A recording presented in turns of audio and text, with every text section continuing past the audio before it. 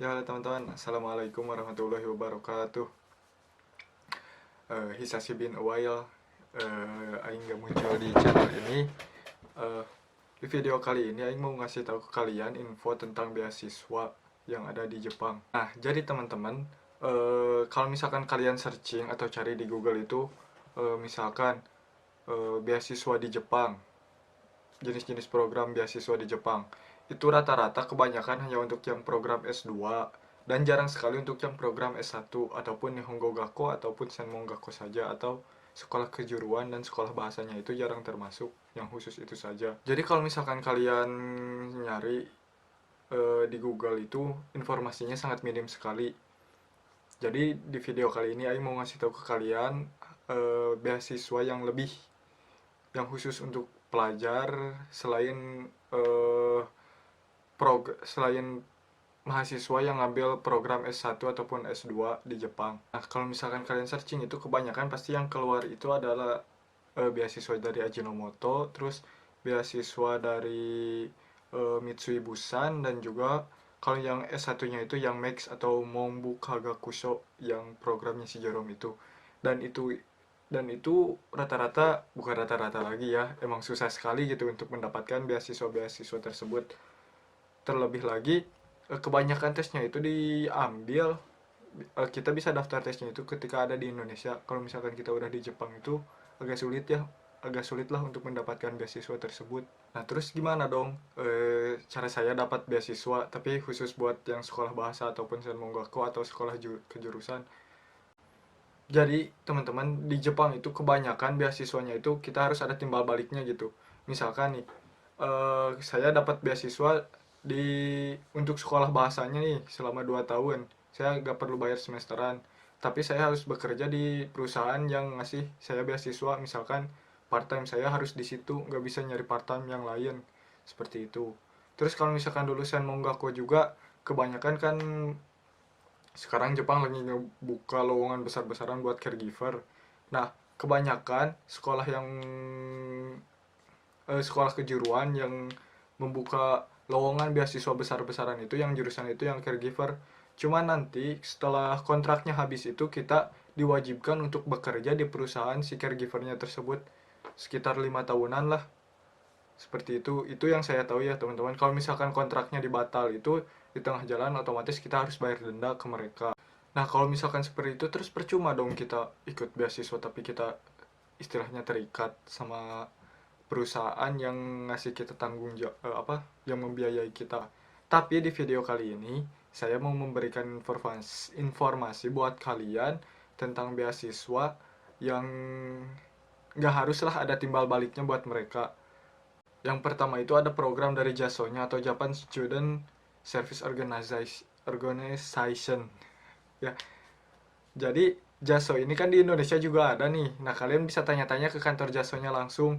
Dan rata-rata siswa yang diambil atau orang luar yang diambil untuk program beasiswa ini sekitar 7.200 orang. Terus pembagian uang beasiswanya juga berbeda teman-teman. Untuk kalian yang Nihongo Gakko atau ngambil program sekolah bahasa di Jepang, kalian akan mendapatkan sekitar 30.000 yen atau 3 mang, atau dalam rupiahnya itu sekitar 3 juta setengahan lah teman-teman. Kalau misalkan untuk yang program beasiswa untuk yang kuliah, itu kalian mendapatkan uang saku sekitar 48.000 yen atau 4 mang 8.000 yen. 4 mang 8.000 yen ya sebulannya. Ya sekitar 5,5 juta lah. 5,5 juta atau 5,7 juta. 5,7 juta. Sekitar segitulah per bulannya. Untuk biaya untuk informasi lebih lengkapnya saya taruh ya linknya di bawah deskripsi. Terus yang kedua ada program dari IHNO atau International Human Resource Network Organization Foundation. Nah, untuk program beasiswa ini sih si sekolahnya katanya harus ada kerjasama sama si perusahaannya ini. Jadi saya kurang tahu sih harus gimana-gimananya. Cuman coba aja deh kalau misalkan kalian di sekolah bahasanya kalian ngomongin kalau misalkan program beasiswa ini bisa diambil gak di sekolah kalian gitu. Tanya aja sama senseinya. Linknya juga saya simpan di bawah. Nah, kalau untuk si program IHNO ini kalian bisa daftar kapan saja. Jadi gak ada batas waktunya untuk si program IHNO ini. Terus yang berikutnya ada program Tokyo YWCA Ryugakusei no Haha Oya Tengdo. Saya kurang tahu sih program ini kayak gimana, cuman ini per bulannya kita akan mendapatkan sekitar 3 mang sama kayak yang IHNO.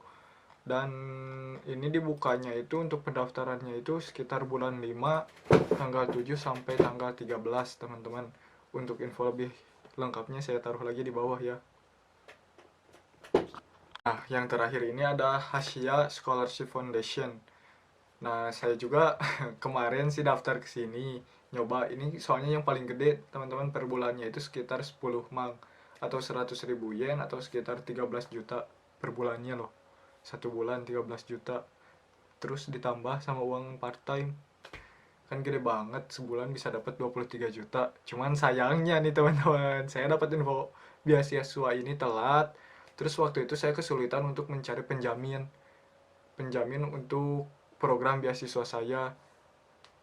Nah, untuk penjamin itu apa nanti saya jelaskan ya setelah ini. Nah, jadi untuk si Hasia ini pembukaan pendaftarannya itu dari bulan 2 dan sampai dari bulan Januari sampai bulan pertengahan Februari sampai pertengahan Februari pembuka pendaftarannya itu. Jadi buat kalian yang pengen daftar untuk program beasiswa ini, kalian harus cepat-cepat deh dari bulan Januari, terus pantau informasinya, terus tanyakan juga ke pihak sekolahnya. Soalnya kalau misalkan program-program beasiswa yang saya sebutkan dari tadi, itu tidak murni kita harus nyari langsung, kita bisa dapat nyari bantuan ke pihak sekolah. Seperti itu teman-teman.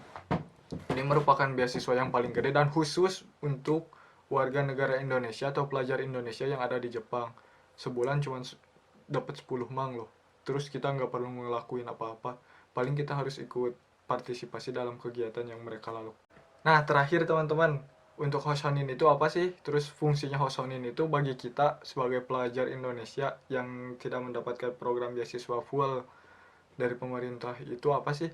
Jadi Hosonin itu khusus gitu. Kalau misalkan ya penjamin lah kayak orang tua, kayak gantinya orang tua, tapi khusus yang ada di Jepang, orang yang kerja, bukan pemagang. Itu mau orang Jepang ataupun orang Indonesia terserah. Pokoknya yang ada di Jepang yang bekerja, yang sanggup menyanggupi kehidupan sehari-harinya sendiri. Itu sangat penting kalian kalau misalkan pindah apartemen atau mau nyewa apartemen harus ada Hosonin. Kalau misalkan mau daftar sekolah juga harus ada Hosonin.